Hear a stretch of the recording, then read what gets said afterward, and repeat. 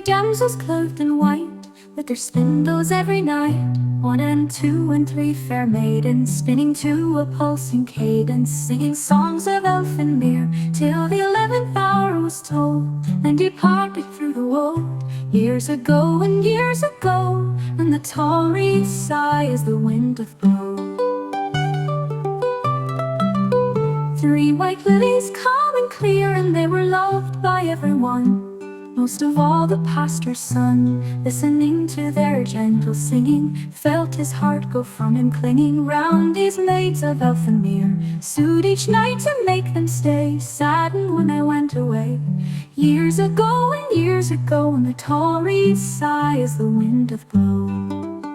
Three white lilies calm and clear, and they were loved by everyone, most of all the pastor's son. Listening to their gentle singing, felt his heart go from him clinging round these maids of Elfin-Mere, sued each night to make them stay, saddened when they went away. Years ago and years ago, and the tall reeds sigh as the wind doth blow.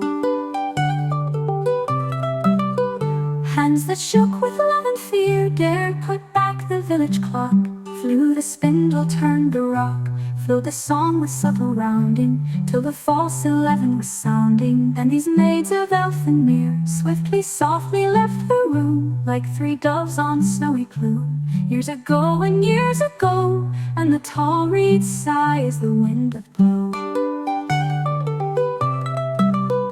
One that night who wandered near heard lamentings by the shore, saw at dawn three stains of gore in the waters fade and dwindle, nevermore with song and spindle. So we maids of Elfin-Mere, the pastor's son, did pine and die, because true love should never lie.